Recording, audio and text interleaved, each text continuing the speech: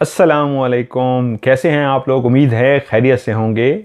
आज ईद का दिन है। आप लोगों ने माह रमज़ान के रोज़े रखे होंगे, इबादत की होगी। चांद रात के बाद आज अपनी आप लोग ईद मनाने जा रहे हैं।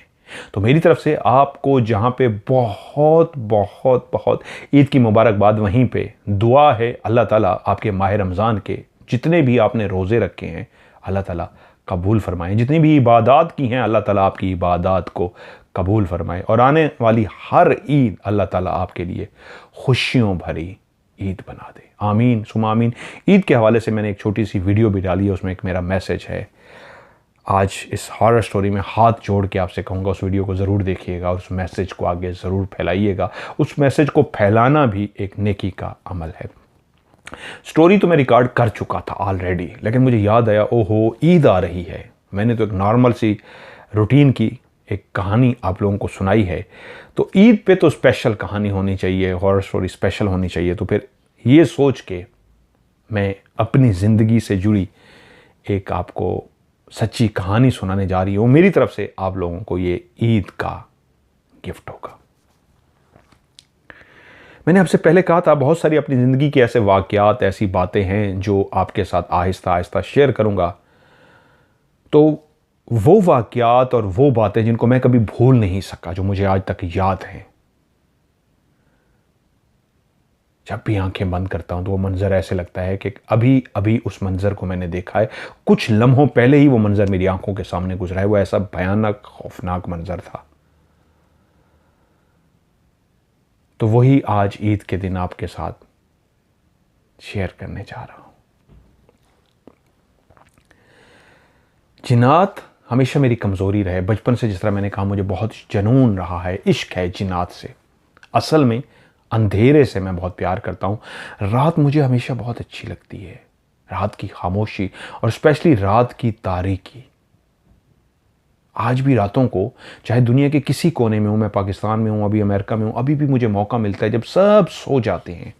मैं पहले ह्यूस्टन में था, अभी कैलिफोर्निया में हूँ। रात को 1:30 से 2 बजे मैं बाहर निकलता हूँ, जहां हर तरफ एक खामोशी होती है। इंसान दूर दूर तक, जहां तक मेरी आंखें देख पाती हैं, मुझे अंदाजा होता है घरों की लाइट्स ऑफ है, इंसान सो चुके हैं। गलियों के दोनों तरफ खड़ी हुई जो लाइट्स उजाला किए हुए हैं, रोशनी फैलाए हुए हैं, उन रोशनी के नीचे जिसको मेरी आंखें नहीं देख पा रही, एक और मखलूक भी है जिसको हम आम लफ्ज़ों में जिन कहते हैं, जिन्नात कहते हैं।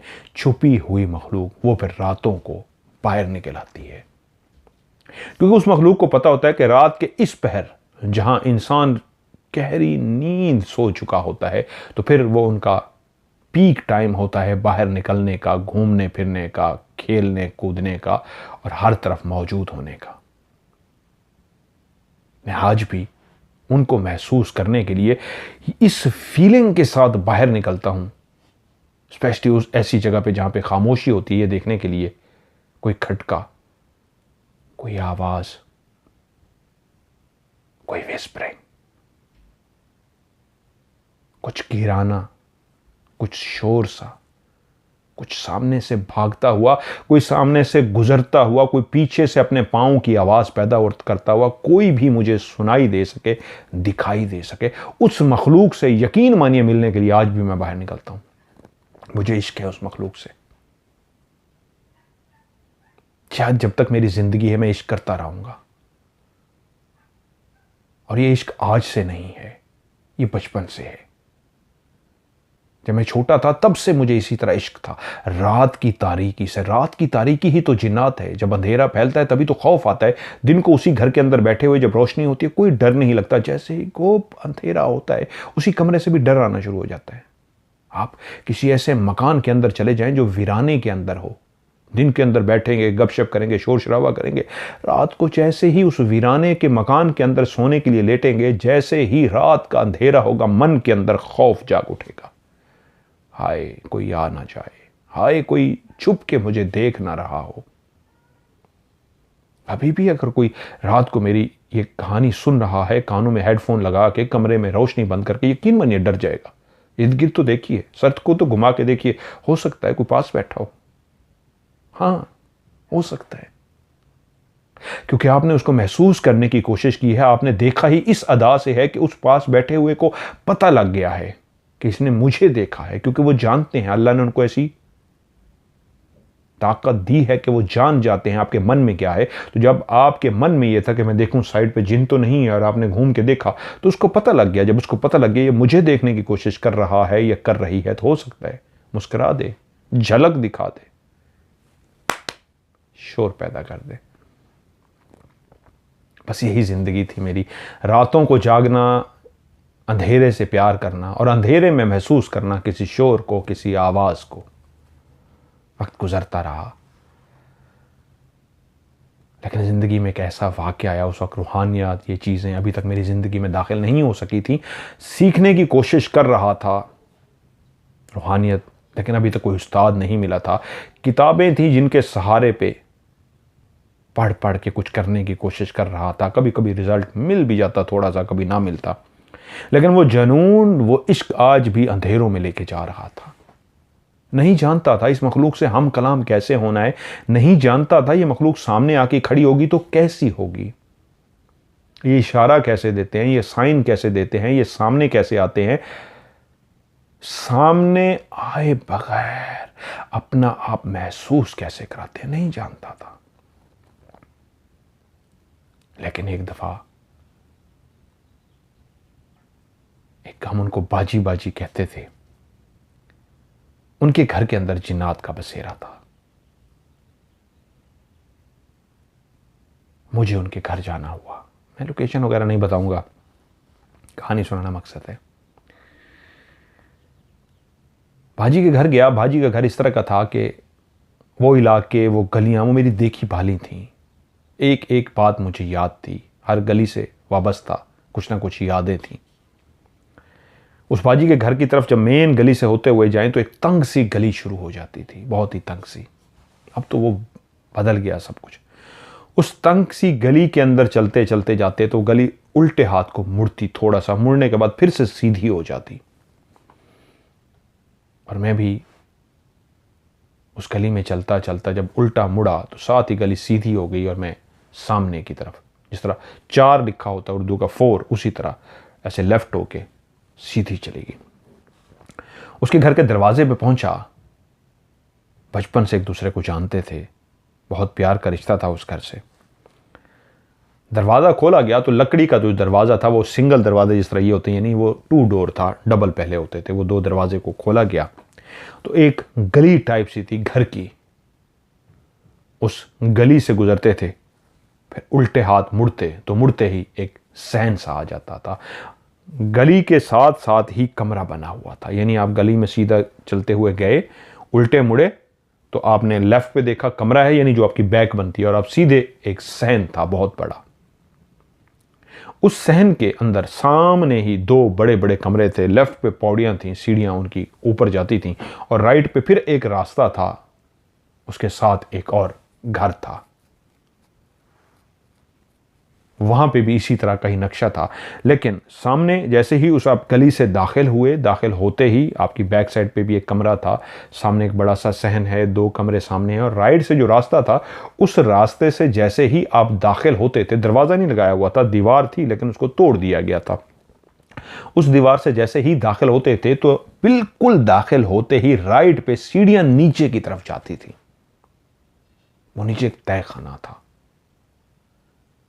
और उसी दीवार जिसके दरमियान में रास्ता बनाया गया था, उस दीवार को आप क्रॉस करते थे, नीचे राइट साइड को सीढ़ियां जाती थी, लेफ्ट साइड पे उनका घर था, सामने भी घर था, मतलब सहन था, बरामदा था, ऐसे ही था।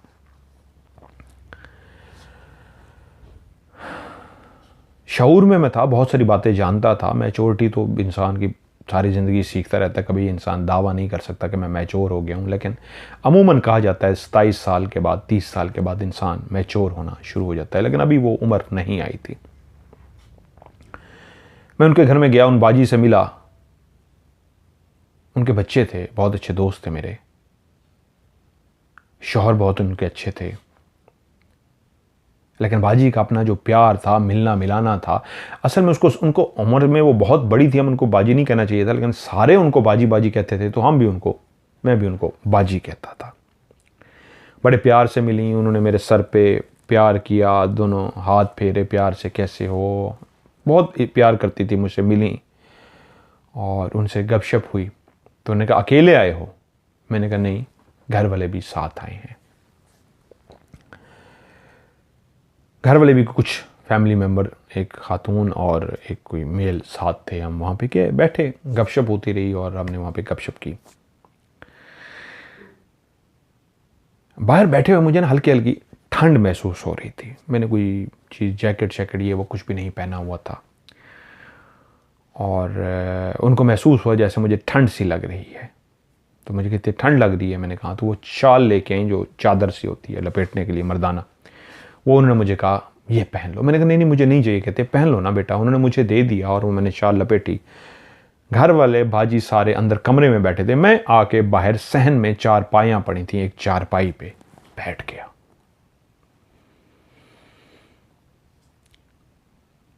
मैं चारपाई पे बैठा हुआ था कि शाल मैंने लपेटी हुई थी। जब मैं दोबारा चारपाई पे बैठा तो मुझे लगा कि मैं इसको फिर से लपेट लूँ। मैंने शाल को उतारा, उसको फिर से अपने इर्द गिर्द लपेट के ना पहन लिया और उसको फैलाया इस तरीके से कि जो बिल्कुल करीब कर लेते हैं शाल को फैला के। मैंने फैलाया नहीं, पता नहीं क्यों, इस अंदाज में लपेटी कि उसका काफ़ी हिस्सा ऐसे सामने पड़ा हुआ था। बैक पे मेरे साथ शाल चिपकी हुई थी। फ्रंट पे लोग क्या करते हैं, शाल को लपेट के अपने करीब कर लेते हैं। मैंने कभी शाल लपेटी नहीं थी, आता नहीं था। तो मैंने जब उसको यूं अपने ऊपर डाला तो काफ़ी उसका हिस्सा सामने फैला हुआ था। मैं उस चारपाई पे बैठा उस घर को देख रहा था, क्योंकि उस घर के अंदर गए हुए काफ़ी देर हो चुकी थी। खेलते घूमते इधर उधर आते जाते टाइम गुजर चुका था। ऐसा नहीं था जाते ही कि मुझे ठंड लगी, काफ़ी टाइम हो चुका था। यानी तकरीबन यूँ समझ लीजिए कि 2 घंटे, ये मुझे सही टाइम नहीं है, 1.5-2 घंटे जो गुजारने थे वो हम टाइम गुजार चुके थे। तो लास्ट में जब मैं बाहर बैठा था तो उनको महसूस हुआ कि इसको ठंड लग रही है, तो उन्होंने शाल ला के दी और मैं शाल पहन के बैठ गया। शाल लपेटे हुए मैं बैठा हुआ उनके घर के उस डिज़ाइन को देख रहा था जो सामने बने हुआ, शेड कहते हैं उसको, बना हुआ था। शेड उसको हम सराकी में बोलते हैं, वो फ्रंट का जो हिस्सा होता है घर के अंदर वाली साइड से। नक्शो निगार उसके बताते थे कि अपने दौर का खूबसूरत मकान रहा होगा, लेकिन अब पुराना हो चुका था, लेकिन अभी भी वो नक्शो निगार उसके ऊपर मौजूद थे। उस तरफ ऐसे देखते देखते मुझे एकदम से महसूस हुआ कि वो जो मेरी शाल मैंने लपेटी हुई है वो ऐसे सख्त सी हो रही है। सख्त से मुराद जैसे पड़ी हुई थी वो बिल्कुल सॉफ्ट सी होती है, आप शाल के ऊपर हाथ रखें तो वो और प्रेस हो जाती है, कपड़े की जो बनी हुई होती है। लेकिन उस लम्हे मुझे ऐसे लगा कि ये इतनी सख्त है, जिस अंदाज में ये सख्त हो चुकी है कि अगर मैं खड़ा भी हो जाऊं तो ऐसे ही ये खड़े हुए भी सख्त ही रहेगी। वरना शाल लपेट के अगर फैली हुई शाल हो, आप उठ के खड़े होंगे तो आपके वजूद के साथ टच हो जाती है। तो मुझे लगा ये टच नहीं होगी, ऐसे सख्त ही रहेगी। मैं समझ ना पाया, शाल सख्त सी कैसे हो गई। आप लोग भी अजीब सा आपको लग रहा होगा, शाल सख्त सी कैसे होगी। है सख्त से मुराद वो कपड़े की जो सॉफ्टनेस थी, कपड़े की जो नरमी थी, वो ऐसे लग रहा था वो शाल लकड़ी की बन गई हो। सख्त से मुराद इस तरह हो गई थी कि वो हिलना नहीं है उसने, लकड़ी की सी बन गई हो। और मुझे जब ऐसे महसूस हुआ लकड़ी की सी बन गई है, मुझे ऐसा लग गया जैसे वजूद ना जकड़ा है मेरा। अभी भी मेरे रोंगटे खड़े हो गए। मेरा वजूद जकड़ा है। जब ये एहसास हुआ मेरा वजूद ऐसे जकड़ा सा गया है तो मैंने जल्दी से उसको हिलाया। जैसे ही उसको हिलाया तो शाल हिल गई। कपड़े की बनी हुई शाल थी, लेकिन मुझे एक लम्हे के लिए महसूस हुआ था ऊपर देखते हुए जैसे शाल अकड़ सी गई है। और अकड़ी ना सिर्फ अकड़ी है बल्कि इस शाल ने ऐसा सख्ती पैदा की है जैसे ये लकड़ी की हो, प्लास्टिक की बन गई हो। लेकिन मैंने जब हिला दिया और वो सॉफ्ट हो गई तो मेरे दिल में आया कि ये क्या था, क्या मेरा वहम था या वाकई शाल के साथ कुछ ऐसा हुआ है। मैं अभी ये बैठा सोच ही रहा था इसी तरफ कि ये क्या हुआ है, वहम है या क्या है। तभी मुझे दोबारा महसूस हुआ कि शाल दोबारा से सख्त होना शुरू हो गई है। सख्त से मुराद अब की बार जो सख्त हुई थी, अब वो सख्त होके इस अंदाज में हो गई थी जैसे शाल के अंदर कोई मौजूद है उसी की मौजूदगी की वजह से शाल सख्त हो रही है। और अब जो भी मौजूद था वो मुझे जकड़ रहा था। उसकी सख्ती जो थी, जिसको अंदर शाल के मौजूद था, जिसको मैं देख नहीं पा रहा था। शाल मैंने लपेटी हुई थी, मैं ऊपर देखता तो सिर्फ शाल नजर आती, लेकिन अब उसके अंदर था जो था, उसी की वजह से शाल सख्त हो रही थी। अब वो मेरे वजूद को जकड़ रहा था। एकदम से जब ये एहसास हुआ कि मैं जिसको वहम सोच रहा था कि ये क्या है, समझने की कोशिश कर रहा था, तभी महसूस हुआ फिर से वही हो रहा है। मैंने उल्टा हाथ बाहर निकाला तो मेरा हाथ ये बाहर निकल आया और मैंने देखा ये मेरा हाथ हिल रहा है, लेकिन साथ ही महसूस हुआ मेरा सीधा हाथ, मेरी टांग, मेरा बाजू, मेरा बाकी जिस्म हरकत नहीं कर रहा, जकड़ा गया है। लेकिन ये हाथ मैंने निकाला कि शाल को हटाऊं, तो जैसे ही मैंने ये हाथ हटा के शाल की तरफ किया तो लगा शाल नहीं है, लोहे की हो चुकी है। वो कपड़े की वो जो चादर से जो मैंने लपेटी हुई थी, लोहे की जैसे हो चुकी है, इतनी सख्त प्लास्टिक की तरह हो चुकी है, मैं उसको हिला नहीं पा रहा और मेरा वजूद जकड़ता जा रहा है। मुझे महसूस हुआ शाल उसी तरह सख्त होने के बावजूद आहिस्ता आहिस्ता टाइट होती जा रही है। मेरा वजूद को ऐसे लग रहा है जैसे किसने, इसको ऐसे कहना चाहिए जैसे किसी को आप मोटी सी शाल लपेट के उसको दबाना शुरू कर दें, खींचना शुरू कर दें शाल को, तो आपका जिस्म जो जकड़ा हुआ होगा शाल के अंदर, तो शाल को जोर से खींचने की वजह से आपका दम घुटना शुरू हो जाएगा। तो वो शाल इस अंदाज में मेरे इर्द गिर्द जो लिपटी हुई थी, पड़ी तो अपनी जगह पे थी, लेकिन मेरी जकड़ इस अंदाज में रही थी कि मेरा दम घुटता जा रहा था। और ये वहम नहीं था कि मेरा ये हाथ हिल रहा था, ये नहीं हिल रहा था, पूरे जिस्म में नहीं हिला पा रहा था। मैं उठने की कोशिश कर रहा था, मैं उठ तक नहीं पा रहा था। मैं हरकत करने की कोशिश कर रहा था, हरकत नहीं कर पा रहा था। मेरे वजूद को अंदर जो मौजूद था उसने जकड़ दिया था। अब मुझे एकदम से खौफ, दिल की धड़कन तेज और कपकपाहट, पूरे वजूद के अंदर एक खौफ सा आ गया कि नहीं, वहम नहीं है, जकड़ लिया मेरे साथ। इस वक्त कोई मौजूद है जो शाल के अंदर है और मेरे वजूद को जकड़ रहा है वो हवा की तरह। उसको मैं लम्स, उसका कोई एहसास नहीं कर पा रहा, लेकिन ये मुझे पता लग रहा है कि वो इतना सख्त है कि वो हवा की तरह है और मुझे जकड़ रहा है। मेरे दिल की धड़कन तेज और मुझे लगा कि मैं क्या करूं, मुझे कोई चीज़ जकड़ रही है। और वाकई वो चीज़ जेन्युइन मुझे जकड़ रही थी। पता नहीं क्या हुआ कि कुछ सेकंड तक मेरे ऊपर ये कैफियत तारी रही और उसके बाद मैंने पता नहीं कैसे इस हाथ को किया और कैसे ये मेरा हाथ, मुझे आज भी नहीं याद, हरकत में आया जो पहले हरकत नहीं कर पा रहा था। मुझे अच्छी तरह की याद है, इतना काबिल हुआ कि मैंने उस शाल को जल्दी से उतारा और फेंक दिया। जैसे ही उस शाल को मैंने उतारा है और फेंका है तो वो ज़मीन पे, उस चारपाई पे गिरी नहीं है, वो फ़ज़ा में इस तरह खड़ी हुई है कि अभी भी उसके नीचे कोई है और वो सख्त है। अल्लाह अकबर, वो अभी भी उसके नीचे कोई है और सख्त है और वो नीचे गिरी नहीं, जैसे किसी चीज़ ने उसको उठाया हुआ है। और मैं देख रहा हूँ कुछ भी नज़र नहीं आ रहा, लेकिन शाल अपनी जगह पे हवा में खड़ी है और नीचे नहीं गिर रही। एकदम से मैं नीचे उतरा और छलांग मारी चारपाई से नीचे और मुड़ के देखा, शाल चारपाई पे पड़ी थी। जैसे ही मैंने मंजर देखा तो मुझे सुन रखा था कि ये जो बाजी है इनके घर में जिन्नात हैं और इस तरह का कोई मामला है, लेकिन ये क्या हुआ है मेरे साथ, इसका मुझे कुछ समझ नहीं आया। और मुझे एकदम समझ नहीं आई, मैं बाजी के कमरे की तरफ बजाय जाता, खौफजदा इतना था कि भागता हुआ उस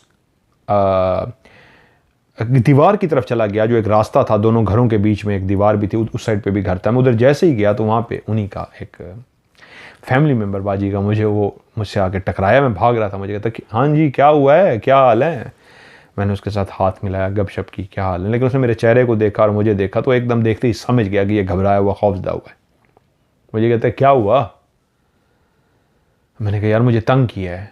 कहते हैं हाँ हाँ वो तो तंग करते हैं, इसी जो तय खाने में रहते हैं वो तंग तो करते हैं, अभी भी कर रहे हैं। मैंने कहा ये जुमला मेरे मुंह से एकदम से अदा हुआ, अभी भी तंग कर रहे हैं। वो क्यों?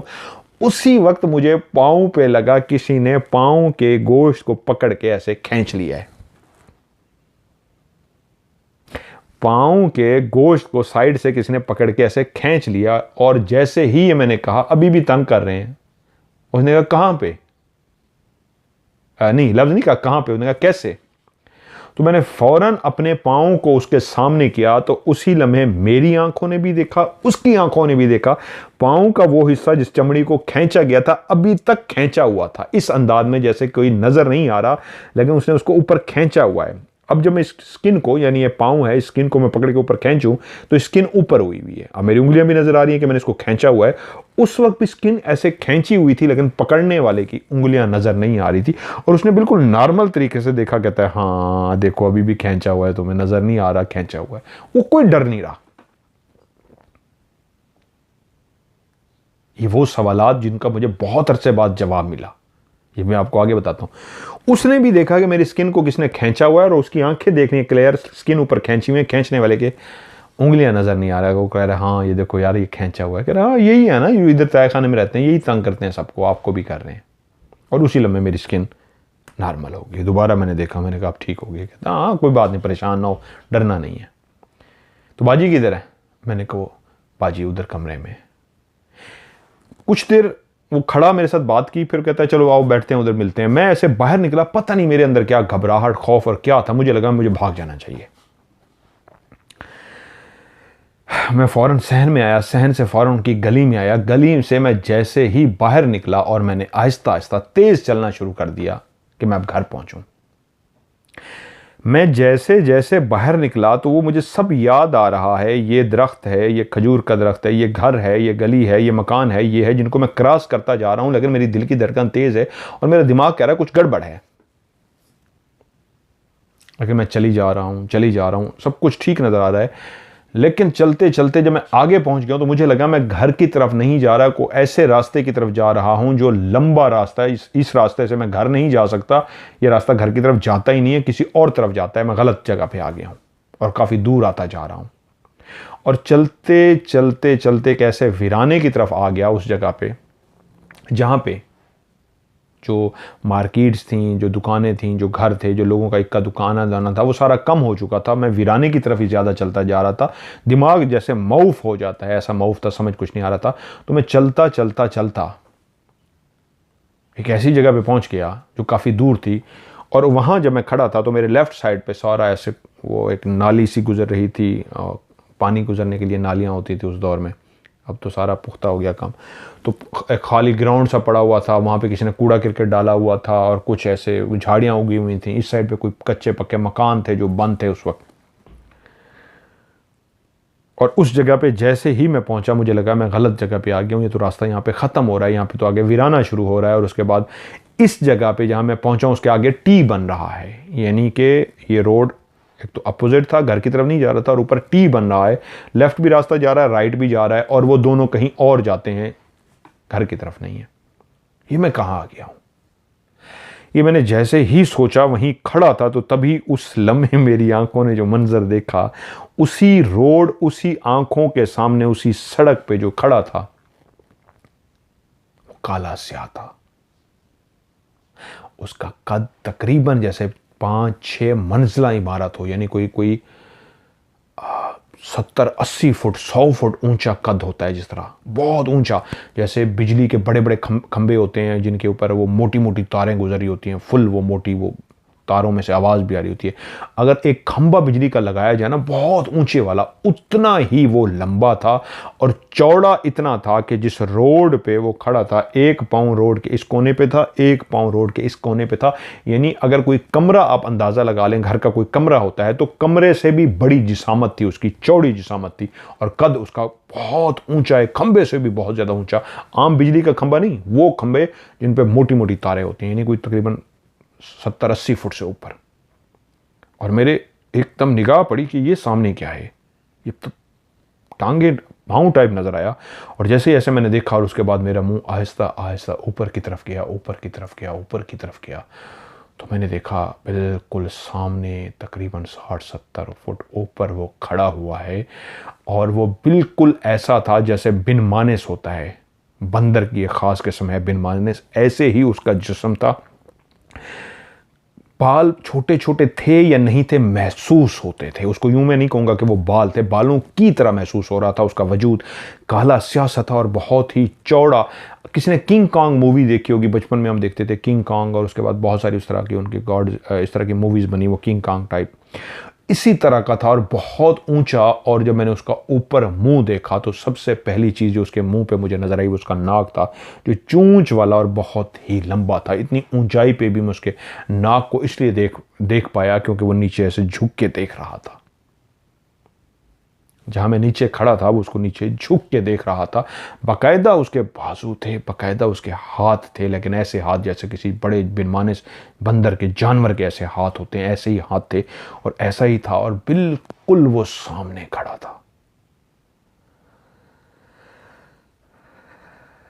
काला स्यासा, बहुत लंबी उसकी नाक थी, आंख उसकी एक थी, एक उसकी आंख थी और माथे की जगह पे उसकी आंख थी। आंख के नीचे ही उसकी लंबी सी नाक थी, चूंच वाली नाक थी। और उसका जो मुंह था वो लंबा सा मुंह था। उसका वजूद बहुत ही भयानक और बहुत ही खौफनाक था। मैंने जैसे ही उसको सामने खड़े हुए देखा, यकीन माने मेरे हाथ पांव जो पहले ही खौफजदा था, तो मैं डरा हुआ था, दिमाग मौफ था, गलत ट्रैक की तरफ आ गया था, वहीं से मुड़ा और दौड़ना शुरू कर दिया। मैंने पीछे मुड़ के नहीं देखा, बस एक दफा उसको देख लिया और गर्दन घुमा के जब ऊपर उसकी तरफ भी देख लिया कि वो खड़ा हुआ है और नीचे मुझे झुक के देख रहा है, मैं भागा हूं। मैं भागते भागते भागते भागते उस जगह पे पहुंच गया जहां पे वो घर था, जहां पे वो मोहल्ला था। कैसे पहुंचा ये भी नहीं आज तक मुझे याद, यहां तक कि मैं उस घर के अंदर दाखिल हो गया। दरवाज़ा मैंने ज़ोर से खोला, भागता हुआ मैं अंदर गया। इस अंदाज में भागता हुआ गया कि वो बाजी ने मुझे देखा तो एकदम परेशान हो गई, मेरा नाम लेके बोली क्या हुआ क्या हुआ क्या हुआ, मुझे पकड़ लिया। और जैसे ही मुझे पकड़ लिया तो मेरा पूरा वजूद कांप रहा था। उन्होंने माँ की तरह प्यार किया, मुझे सीने से लगाया, नॉर्मल किया और इस काबिल किया कि मैं बोल सकूं। जब मैं थोड़ा सा बेहतर हो गया, मैं कांप रहा था, बहुत ज़्यादा खौफजदा था, तो कहती क्या हुआ है। और मैंने टूटे फूटे लफ्ज़ों में, जैसे बोला नहीं जा रहा था, खौफ की हालत थी, कि उनको सिर्फ इतना बताने में कामयाब हुआ कि वो रास्ते में खड़ा था, वो बड़ा ऊंचा सा। एकदम उनके ना चेहरे पे गुस्सा आ गया। एकदम उनके चेहरे पे ना सिर्फ गुस्सा आया, बल्कि वो गुस्से में एकदम से मुड़ी है मुझे पकड़े पकड़े, और गर्दन उन्होंने मोड़ी है और घर की छत की तरफ देख के कहती है शर्म नहीं आती, बच्चे को डराते हो, थोड़ा सा तो ख्याल कर लो, बच्चा है, मासूम सा बच्चा है, उसको डरा के रख दिया, सहम गया है वो, क्यों डराया उसको। मैंने उस तरफ देखा डरते डरते, जिस तरफ वो देख के बात कर रही थी, कुछ भी नहीं था सिवाय छत के। आज भी मुझे बात याद है, तो बाजी उधर देख रही है और डांट रही है और उसको क्यों डराया है। तो मुझे कहती है लंबा सा था, ऐसे काला सा, नाक ऐसी थी, यहां पे आंख थी। जब उन्होंने नक्शा खींचा तो बिल्कुल वही नक्शा। मैंने गर्दन नहीं लाई, मैंने कहा हाँ वही था, ये खड़ा है सामने, मुझे नहीं नजर आ रहा, मैंने वहां देखा, ये खड़ा है सामने, अभी भी खबीस, बच्चे को डरा दिया, मेरे मासूम बच्चे को, खबरदार बच्चे को कभी अभी दोबारा कभी डराया तो। उन्होंने उस वक्त मेरे ऊपर पढ़ के दम करना शुरू कर दिया। मेरे ऊपर पढ़ती रही पढ़ती रही पढ़ती रही, काफ़ी देर में रिलैक्स हो गया, ऐसे जैसे बच्चा था, रिलैक्स सा हो गया। और उसके बाद मुझे कहती हैं क्या हुआ था अब बताओ। मैंने उनको बताया, ऐसे शाल के अंदर ये किया, शाल ऐसे थी, फिर उधर मेरी इस तरह ये खींचा और मैं बाहर गया हूँ तो ऐसे वो खड़ा हुआ था। तो मुझे कहती है नहीं, वो तुम्हें डरा नहीं रहा था, वो तुम्हें प्यार करते हैं, वो तुमसे वो नहीं करते, वो तुम्हें डरा नहीं, वो हैं ऐसे, तुम डर गए हो, बच्चे हो ना। वो ऐसी बातें करती रही जो आज भी मुझे याद है, मुझे उस वक्त पल्ले नहीं पड़ी थी कि वो तुम्हें डरा नहीं रहे थे, वो हैं ऐसे, ये इसमें मुझे कक पल्ले नहीं, मेरे अंदर खौफ सवार था। खैर उन्होंने मुझे कायल किया, ये बताया कि वो तो उनका मकसद तुम्हें डराना नहीं था, ये नहीं था, वो नहीं था। खैर मैं रिलैक्स हो गया, उन्होंने मुझे घर भी पहुँचा दिया, मैं घर पहुँच गया। लेकिन इतना मेरे अंदर खौफ रहा इस बात का कि रातों को मैं सो नहीं सकता था, मैं डर जाता था, मैं परेशान हो जाता था। अक्सर मुझे रात को नींद नहीं आती थी। जब मैं सोता था, वो लंबे से कद वाला, तकरीबन 60-70 फुट ऊंचा, वो बिरमाने सा, जो कमरे से भी ज़्यादा चौड़ा था, एक आंख थी उसकी यहाँ पे लंबी सी नाक, मुझे याद आ जाता था, मैं डर जाता। अक्सर बाजी की जब बात होती तो मैं गौर से सुनता, तो क्या अब मैं समझने की कोशिश करता कि बाजी के घर के अंदर जिन्नात हैं, तो मैंने सुन रखा था, लेकिन ये वाली चीज़ें मुझे नहीं पता थी वक्त इसी तरह गुजरता रहा कि फिर एक दफ़ा बाजी से मुलाकात हुई, घर आई और उनसे गपशप हो रही, उन्होंने सर पे प्यार फेरा और बातचीत की। मुझे कहती है हाँ मेरा बच्चा डर गया था उस दिन, मैंने तुम्हारे जाने के बाद बड़ा डांटा है उनको, बड़ा उनको वो किया है। तो उन्होंने मुझे बताया है कि वो तुम्हें डरा नहीं रहे थे, वो तुम्हें देख रहे थे, वो बेटा आते ऐसे हैं, वो बस मतलब उस वक्त भी ये बातें जो मासूमाना बातें थी मुझे नहीं समझ आई कि वो तुम्हें डरा नहीं रहे थे, वो तुम्हें बस वैसे देख रहे थे, तुम उनको अच्छे लगे हो, इस तरह की बातें की। खैर वक्त गुजरता रहा। बचपन की इस तरह की बात आपके दिमाग से निकल ही नहीं सकती, मरते दम तक आपके साथ होती, मेरे साथ भी रही। वक्त गुजरता रहा, ये राज मेरे अंदर था। मैं बड़ा होता गया, शऊर थोड़ा थोड़ा आता गया, लेकिन ये बात जब भी याद आती खौफजदा हो जाता, बहुत ज़्यादा खौफजदा हो जाता था। वक्त गुजरता रहा, ज़िंदगी में बहुत सारे पंगे किए, बहुत सारी शरारतें की, बहुत सा वक्त गुजारा। करते करते करते एक टाइम आया कि मैं रूहानियत की तरफ मुतवज्जो हो गया। अल्लाह ताला ने एक उस्ताद दे दिए, सीखना शुरू कर दिया। रूहानियत सीखने के लिए पहला असूल जो सिखाया गया था वो ये था कि अल्लाह की मखलूक से प्यार करना है। हकूकुल्लाह तो पूरे करने ही करने हैं, उसकी माफ़ी नहीं है। हकूकुल इबाद पूरा करना है, बंदों के हकूक, इंसानों के हकूक, अल्लाह की मखलूक के काम आना है। इस तरफ तवज्जो दी गई, सिखाया गया पहले कि अगर सीखनी है रूहानियत तो अल्लाह की मखलूक से प्यार करो। ये तरबियत की ट्रेनिंग दी गई, मैं करता रहा यहाँ तक कि अब इतना कुछ हो गया इस काबिल कि थोड़ा बहुत चीज़ों का पता लग जाता, थोड़ी बहुत समझ अबूझ आ रही थी रूहानियत की। इस तरह कि एक दिन दिमाग में आया, वक्त बहुत गुजर चुका था, यार मेरे साथ तो एक वाकया हुआ था। वाकया तो कई हैं, आगे भी सुनाऊंगा। एक वो वाला वाकया हुआ था जहाँ पे मैंने इतनी बड़ी चीज़ को देखा था और भाजी के घर में हुआ था, ये हुआ था, वो हुआ था। तो मैंने कहा मैं इस दफ़ा गया तो मैं जाके ज़रूर मिलूंगा और वो सारी सूरत हाल देखूंगा। अब मैं शऊर में थोड़ा सा था, वो बचपन की बातें सारी याद थी, लेकिन उतना क्लियर याद नहीं थी, लेकिन खौफ वो सारा कुछ उस तरह याद था। ये जो मैंने सारा आपको बताया ये तो याद था। आखिर मैं वहाँ पे पहुँच गया, अपने कामों में जाके मसरूफ़ हो गया और याद आया कि यार मैंने बाजी के घर जाना था और उनसे मिलना था। वक्त बहुत बदल चुका था, सादगी से अब शऊर आ चुका था लोगों में, उस सादगी मोहब्बत का दौर था। तो मैं बाजी से मिलने के लिए उनके घर गया। काफ़ी अरसा गुजर चुका था। मैं गया, मैंने दरवाज़ा खटखटाया तो बाहर एक देर लग गई। मैंने दरवाज़ा खटखटाया तो कोई आवाज़ ना आई। दोबारा दरवाज़ा खटखटाया तो उनके बाजी के जो बच्चे थे, फैमिली थे, सुनने में यही आया था कोई कहाँ चला गया था, उन्होंने दूसरे शहर इख्तियार कर लिया था, बाजी रहती रही हैं कुछ अर्सा। सही सूरत हाल का नहीं पता था, तो मैं खुद उनसे मिलने के लिए गया था कि मालूमात हासिल कर सकूँ। मैंने दरवाज़ा खटखटाया, शाम का टाइम था। ठक ठक ठक ठक, कोई जवाब नहीं। मैंने दोबारा दरवाज़ा खटखटाया कुछ गैप के बाद, फिर कोई जवाब नहीं। तो गली में से कोई अननोन बंदा था, मैं उसको नहीं जानता था, वो गुजरा और वो रुक सा गया। मुझे कहता है भाई किससे मिलना है? मैंने कहा यार वो बाजी का नाम लिया, उनसे मिलने के लिए आया हूँ। मैंने जैसे ही ये लफ्ज़ कहा उसने मुझे ये सर से पाँव तक ऐसे देखा और एकदम से चुप करके गुजर गया। उसने कोई बात नहीं की। मैंने कहा अमूमन ऐसा होता है, उसने जान लिया होगा कि कोई बाजी का है, मिलने वाले में से हैं, तो बाजी से मिलने आया, तो उसने कोई बात नहीं की, वो चला गया। अच्छा जब वो बंदा आया खड़ा और थोड़ी सी टाइम गुजर गया, मैंने जब दूसरी दफ़ा बजाया, काफ़ी अब दूसरी दफ़ा दरवाज़ा बजाने पे काफ़ी लंबा गैप हो गया था कि मैंने कहा यार ये क्या है, कोई दरवाज़ा ही नहीं खोल रहा। तीसरी दफ़ा ज़ोर से जब दरवाज़ा खटखटाया तो एक आवाज़ आई, भाई आ रहा हूँ, थोड़ा सा इंतज़ार करो। एक बुज़ुर्ग सी आवाज़ थी। मैं वहीं पर खड़ा रहा। अब मुझे इंतज़ार करना था क्योंकि आवाज़ आ गई थी, अंदर से कोई आ रहा है। तो पहले से भी ज़्यादा देर लग गई, लेकिन जैसे कैसे दरवाज़ा खुल गया। जैसे दरवाज़ा खुला तो सामने एक बुज़ुर्ग खड़े थे। मैं उनको नहीं जानता था, मैं उनको पहली दफ़ा देख रहा था। उन्होंने कहा हाँ भाई किससे मिलना है? तो मैं एकदम से परेशान हो गया, उनको जानता नहीं था, ये कोई अननोन थे। तो मैं एकदम बोला जी अस्सलाम वालेकुम। उन्होंने कहा जी वालेकुम सलाम। मैंने तारुफ़ कराया, जी मेरा नाम ये है। और उन दिनों में मैं टीवी पे भी काम करना शुरू हो गया था, लोग बहुत जानते थे मुझे, मैं काफ़ी प्रोग्राम करता था। राज तो बहुत बाद में किया, उससे पहले मैं काफ़ी शोज़ करता रहा हूँ टीवी पे। चस्का करता था, यूनिवर्सिटी कैंपस करता था, रोही रंग करता था, मॉर्निंग शो जो मॉर्निंग के शोज़ होते हैं वो करता था। ऐसे कई प्रोग्राम करता था, तो लोग जानते थे मेरे नाम से मुझे। राज एक ऐसा शो मैंने किया था जो इंटरनेशनल इसने फेम दिया था। वो जो थे वो रीजनल इलाके के शोज़ थे जो मैं सराइकी उर्दू में करता था, लोग पसंद करते थे। तो मैंने अपना इंट्रोडक्शन दिया कि जी मेरा नाम ये है, मैं इस तरह टीवी पे काम करता हूँ, मैं बाजी से मिलने के लिए आया हूँ। तो उन्होंने कहा, उनकी आंखें बंद थीं, उन्होंने कहा बेटा मैं नाबीना हूँ, मैं देख नहीं सकता, इसलिए मुझे आने में भी देर हो गई है, तो इसके लिए पहले तो मैं माजरत ख्वाह हूँ, तो आओ अंदर आ जाओ। तो फिर मैंने एक दफ़ा अपने सवाल को उस तरह दोहराया, मैंने कहा जी ठीक है, वो बाजी कहाँ है?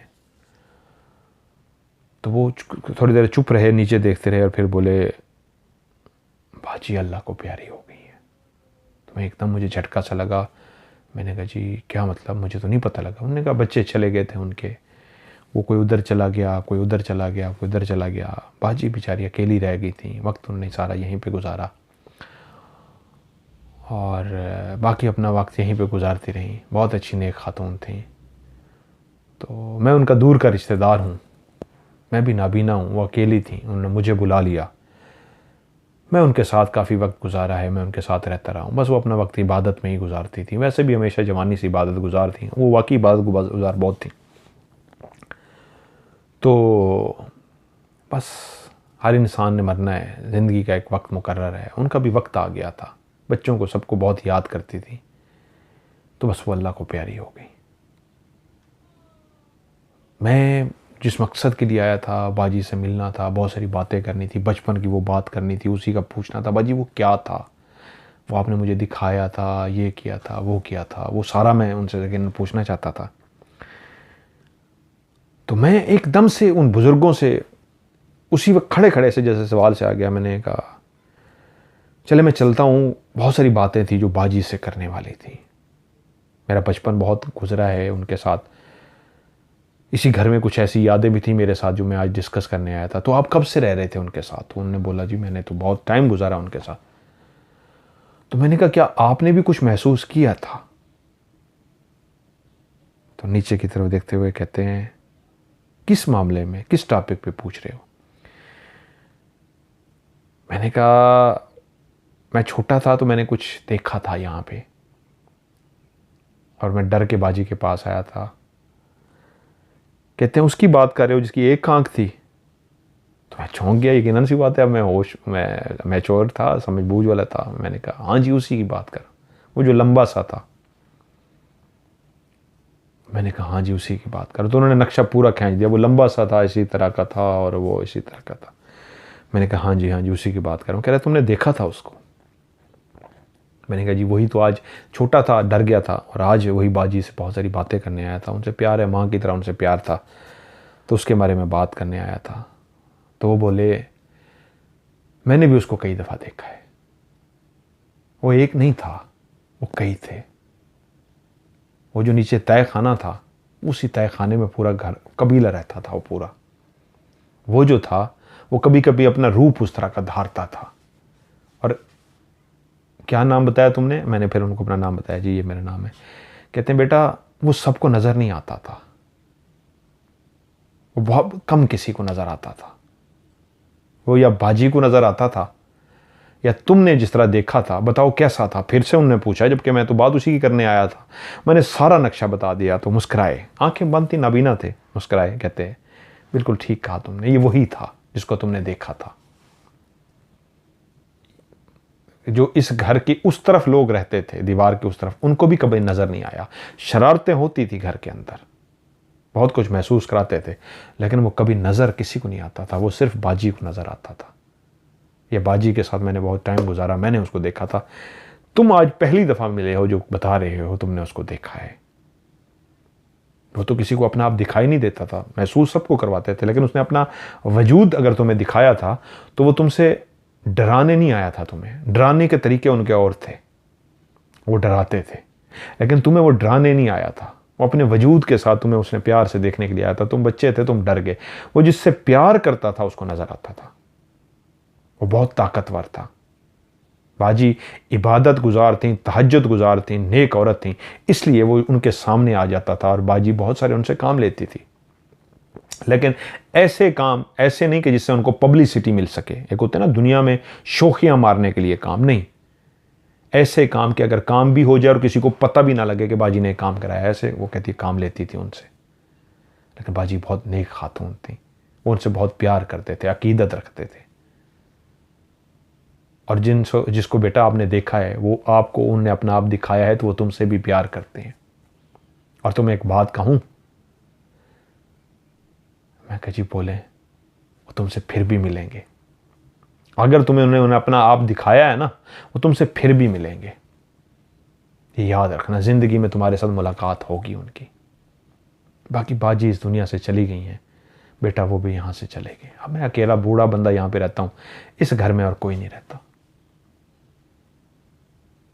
बाजी के साथ वो जो नजर आते थे वो भी चले गए। वो जो तय खाने में उनका बसेरा था वो तय खाना भी चला गया। सुना है अब ये घर तोड़ने की बात कर रहे हैं कि इसको तोड़ के नया बना देंगे। वो तो वैसे भी चले गए हैं, तोड़ ले बना ले। अब तो मैं अकेला बंदा हूं, यहां रहता हूं। कभी कोई रोटी दे जाता है, कभी कोई खाने पीने को दे जाता है, बस खा लेता हूं, यहां पे रहता हूं। बाजी का सुन के मेरा इतना दुख हो गया था दिल को कि दिल उदास सा हो गया था। बहुत सारी बातें करना चाहता था, लेकिन जब बाजी नहीं थी तो मैं उनसे क्या बुजुर्ग से बातें करता। वो तो काफ़ी ज़्यादा बुजुर्ग थे, खड़ा होना उनके लिए मुश्किल था। तो मैंने काफ़ी इस तरह की बातें की। मैंने कहा चलें जी, मुझे इजाज़त दें, मैं चलता हूँ। अल्लाह ताला बाजी को जन्नत और फिरदौस में जगह अता फरमाए। बहुत प्यार करने वाली थी। खैर मैंने इस तरह बातें की और वहाँ से आ गया। कुछ दिनों के बाद अपने उस्ताद मोहतरम से मुलाकात हुई, जो मेरे रूहानियत के उस्ताद हैं।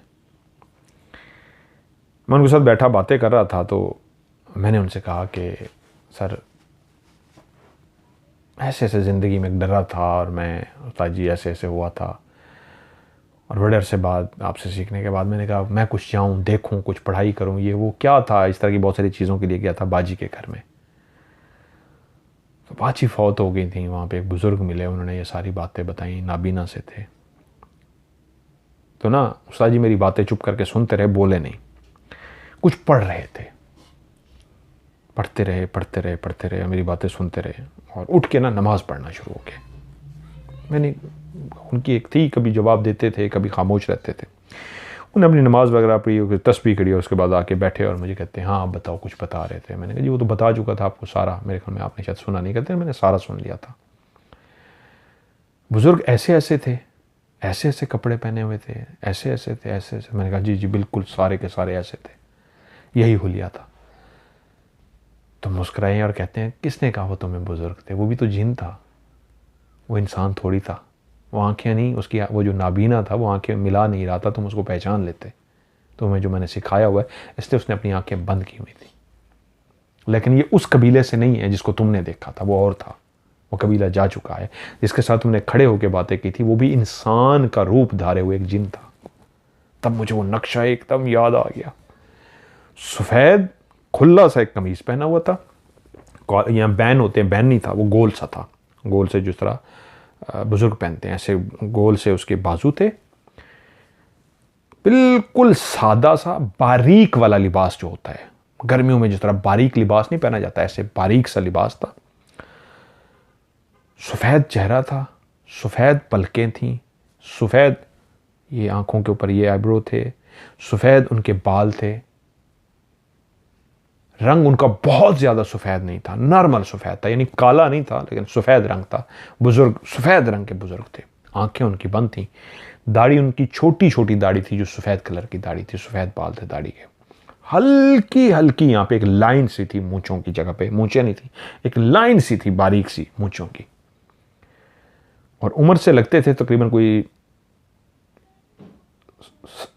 75 से 80 साल या 85 साल, 75 से 85 साल के दरमियान के एक बुजुर्ग से नजर थे।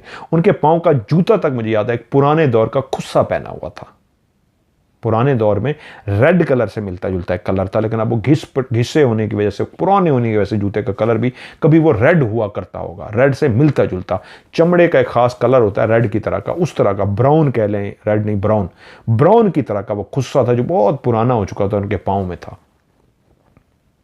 एक आगे से चूंच वाला होता है, वो चूंच वाला नहीं, नॉर्मल सा खुस्सा था जो उन्होंने पहना हुआ था। चेहरे पे उनकी काफ़ी झुर्रियाँ थी, काफ़ी बुजुर्ग थे। मुझे याद आ गए। उन्होंने कहा वो इंसान नहीं थे, वो खुद एक जिन था जो बुजुर्ग। तो मैंने फिर अगला सवाल किया तो वो मेरे सामने क्यों आए? तो वो बोले, उस्ताद मुझे आज भी उनकी जुमला याद है, वो कहते हैं बेटा वो कबीला वहाँ से चला गया था, ये भी उसी कबीले से थे, उन्हीं कबीले के एक बुजुर्ग थे। इन घर के साथ इनकी यादें वाबस्ता हैं। उन्हें जो तुम्हें बताया ना कि घर को अब तोड़ने लगे हैं, ख़त्म करने लगे हैं, सारे तो चले गए हैं, तो ये भी जाने लगे हैं। तुमने जब दरवाज़ा जाके नॉक किया है, उनको अंदर पता लग गया था कि बाहर कौन आया, उन्होंने तुम्हें देख लिया था और भांप लिया था कि तुम किस काम के लिए आए हो, उन बातों के लिए आए हो, बाजी के लिए आए हो। ये भी बाजी के साथ बहुत प्यार करते हैं। वो जो तुम्हें बता रहे थे ना कि मैंने भी उसको देखा है, इसके तो कबीले के वो जिन थे, ये बाजी से बहुत प्यार करते हैं। बाजी चली गई, अल्लाह को प्यारी हो गई है, सारी फैमिली चली गई, ये अकेले रह गए थे, ये भी अब चले जाएंगे क्योंकि घर तोड़ने लगे हैं, बाकी तोड़ के वो नया बना देंगे, वो सारा कुछ ख़त्म कर देंगे। क्योंकि तुम बाजी के हवाले से उन मखलूक के हवाले से बात करने आए थे, उसी मखलूक के जिसका वो खुद हिस्सा है, जिस मखलूक का वो खुद हिस्सा, इसलिए वो बाहर आया तुमसे, उसने दिल की बातें की। तुम पहचान ना लो, उससे कोई ज़्यादा बातें ना करना शुरू हो जाओ जिन समझ के, इसलिए वो रूप धार के खड़ा रहा, उसकी आंखें बंद थी। वो जिन था बेटा, इंसान नहीं था। काफ़ी बातें मुझे उन्होंने उनके बारे में बताई और मैं हैरान हुआ कि यार, मैं जिसके सामने खड़ा हुआ था, जिससे मैं बात कर रहा था, उस छोटी सी गली से एक बंदा वहाँ से गुजरा। मैंने कहा किससे मिलना, मैंने कहा बाजी से। वो चला गया, मैंने सवाल किया जी, मैंने कहा वो कौन था? उसने कहा वो इंसान ही था। तो मैं पागल समझा था उसने कि ये घर कब से बंद है, इस पागल को पता ही नहीं है। बाजी का पूछने आया है, बेटा वो घर बंद है काफ़ी अरसे से, अब भी तुम उस घर पे जाओगे तो ताला लगा होगा। अब मैं परेशान, ये क्या बात है, मुझे पता लगी है ताला कोई नहीं था वहाँ पे। तो मैंने नॉक किया, बंदे ने मुझे देखा तो उसने शायद पागल समझा, इसलिए वो चुप करके गुजर गया, वो इंसान था। अब मुझे डर लगा। अब मैंने कहा दिन की रोशनी में जाऊंगा, उस घर को देख के आऊंगा, लेकिन तेजी से गुजर जाऊंगा। अब पता नहीं क्यों मुझे खौफ सा आ रहा था उस घर से, पुराना हो चुका था। और एक दिन को मैं वहाँ पे गया, अल्लाह, मैं वहाँ पे गया और उस गली से मैं गुजरता हुआ, बारीक सी गली थी, उस गली से गुजरता हुआ गया, ऐसे लेफ़्ट हुआ और फिर जैसे सीधा राइट हुआ, आगे जाके वो दरवाज़ा आता था। दरवाज़ा भी डायरेक्ट दरवाज़ा नहीं था, एक पुराने दौर का यूँ बना हुआ था दरवाज़ा, थोड़ा सा अंदर करके था, एक पिलर सा बना हुआ था, पिलर के अंदर दरवाज़ा था। मैं जैसे उसके आगे से गुजरने लगा तो एक लोहे का पुराने दौर का ताला, एक होते हैं आम से ताले, एक लोहे के ताले होते थे, उसकी चाबी को अंदर गोल घुमाते, यूँ गोल घुमाना पड़ता था, एक गोल सा होता था, बिल्कुल गोल सा, ऊपर ऐसे कड़ा सा होता था, कड़ा उसके अंदर फंसता है, ऐसे कटक करके कड़ा उसके अंदर फंसता है, नीचे वो टोटल गोल सा होता है, उसके अंदर चाबी डाल के उसको गोल घुमाया जाता है और चाबी को मारते हैं, कटक, वो ऊपर से खुलता है। बड़ा सा पुराने दौर का उसके ऊपर ताला पड़ा हुआ था, जिसको देख के लगता था कि ताले को खुले हुए कई अरसा गुजर गया है, ये ताला खुला नहीं है, बंद पड़ा हुआ है। मैं रुका नहीं था, मैं करीब गया, दरवाजे की तरफ देखा, ताले की तरफ जैसे निगाह पड़ी तो मैं समझ गया पता नहीं कितने, क्योंकि मट्टी मट्टी हुआ था दरवाज़ा, जब ताले को बंद करके छोड़ दिया जाए तो काफ़ी अरसा हो जाए तो मट्टी मट्टी हो जाता ताला, वो मट्टी मट्टी था, लगता था ये खोला ही नहीं गया। और मैं जल्दी से आगे निकल गया, ये गली आगे से भी रास्ता जाता था, तो मैं वापस नहीं मुड़ा, आगे से भाग के निकल गया क्योंकि वहाँ पे ताला था। तभी मुझे समझ आया कि वो गुजरने वाला शायद वो ताले को उसने देख लिया था, मुझे ताला नहीं नज़र आया था, वरना ताला नज़र आता मैं कभी ना खटखटाता। तो देखने वाले ने मुझे पता नहीं पागल समझा था, क्या समझा था कि दरवाज़ा बंद है और ये क्या कर रहा है, कि क्या देख रहा है। तो मैं वहाँ से चला गया। लेकिन आज भी ये वाक़या मेरी ज़िंदगी में इस तरह नक्श है कि मैं इसको भूल नहीं पाया। जिन्नात की दुनिया की आप लोग बातें करते हैं ना, बड़ी खौफनाक अजीब व गरीब सी बातें हैं। जिन्नात की ज़िंदगी नॉर्मल हमारी तरह ज़िंदगी नहीं है। जिस तरह आज मैंने आपकी ये बात बताई ना, सारी एक अजीब सी बातें हैं ये, लेकिन हैं ये पुरानी जुड़ी हुई बातें, उसका नज़र आना, उनके घर का नक्शा। फिर वो घर टूट गया, अब ख़त्म हो गया उनके, बाकी वो घर उन्हें तुड़वा दिया। वो गली बहुत खुली हो गई है, वो गली जिस तरह सीधी जाके लेफ़्ट हों फिर सीधे हों, वो नक्शा ख़त्म हो गया। आगे मार्केट बन गई, पीछे गलियां ख़त्म हो गई, खुली गली बढ़ गई। वो घर गिरा के किसी ने नया घर बना लिया, अब वहाँ पर कौन रह रहा है कौन नहीं, वो सब कुछ ख़त्म हो चुका है। लेकिन ऐसे घर, ऐसे गलियाँ, ऐसे वाक़यात आज भी हैं जो मुझे नक्श हैं, जो आंखों ने देखा था। और बहुत सारी बातें हैं जो आपको बताने वाली है, इंशाल्लाह उनकी इजाज़त जो मिलती जाएगी आपको बताता जाऊंगा। ऐसी बहुत सारी कहानियां जो आपको सुनाऊंगा। खैर, ये मेरी ज़िंदगी का बहुत अहम और ऐसा वाक़या था जिसको मैं कभी नहीं भुला सका, आज भी मुझे नक्श है। तो आज ईद का दिन था, तो पता नहीं आपको कहानी अच्छी लगी या बुरी लगी, मुझे तो खौफ आता है बहुत ज़्यादा। मुझे आज भी उस गली का सोच के, उस बुज़ुर्ग का सोच के, उस लंबे का सोच के अजीब सा लगता है। तो ईद का दिन था, आप सबको बहुत बहुत ईद की मुबारकबाद। तो ईद के दिन मैंने इस कहानी तो पहले रिकॉर्ड कर ली थी, लेकिन स्पेशल एक और रिकॉर्ड कर ली जल्दी से, ताकि आपको ईद के दिन ईद का गिफ्ट दे सकूं। तो बहुत बहुत मुबारकबाद हो जी आपको माह रमज़ान की, रोज़ों की, इबादत की, चांद रात की और ईद की बहुत बहुत मुबारकबाद। दुआ है अल्लाह ताला आप सबको खुश रखे, हमेशा अपने हिफ्ज़-ओ-मान में रखे, दुख मुसीबत परेशानी बीमारी से अल्लाह ताला आपको दुख रखे, ज़िंदगी और दुनिया और आखिरत में आपके लिए अल्लाह ताला आसानियाँ पैदा करे। ज़िंदगी रही तो इंशाल्लाह स्टोरी भी होगी और अपनी ज़िंदगी से और भी जुड़े बहुत सारे वाक़यात हैं। आप कहेंगे, आपकी ख्वाहिश होगी तो इंशाल्लाह वो भी आपको आगे ज़रूर सुनाऊँगा।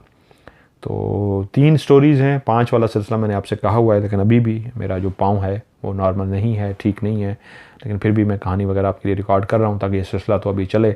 उसके बाद 5 का मैंने कहा हुआ है, इंशाल्लाह स्टोरीज़ जो है मैं आपके लिए आगे 5 कर दूँगा और एक दिन लाइव का होगा, लाइव भी आप आगे अपनी कहानियाँ जो हैं मेरे साथ इंशाल्लाह शेयर कर सकेंगे। तो आप लोग भी अपनी कहानियाँ मुझे भेजिए, आपकी कहानी को प्रोग्राम का हिस्सा बनाऊंगा। शर्त ये है कि आखिरी लफ्ज़, बिल्कुल लास्ट वाली जो लाइन होती है वहाँ पे आपने हॉरर स्टोरी STORY इंग्लिश में स्टोरी लफ्ज़ लिख दें या उर्दू में कहानी लिख दें।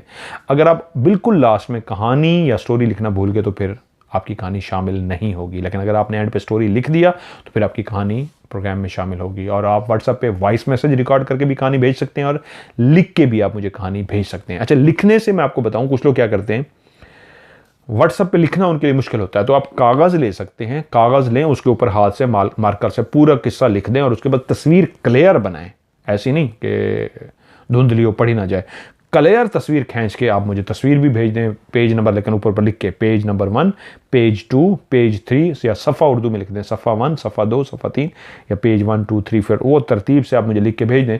उसको पढ़ के मैं इंशाल्लाह आपकी कहानी को प्रोग्राम में शामिल कर दूंगा। व्हाट्सअप का नंबर जिस पर आपने कहानी भेजनी है +9292 पाकिस्तान का कोड है, आगे मेरा नंबर है 3136655500। मैं रिपीट करता हूँ, +923136655500। उर्दू में इसको पढ़ेंगे +9231665550। आज की हॉरर स्टोरी से मज़हर मलिक को दीजिए इजाज़त। अपना ढेर सारा ख्याल रखिएगा। खुदा हाफिज़।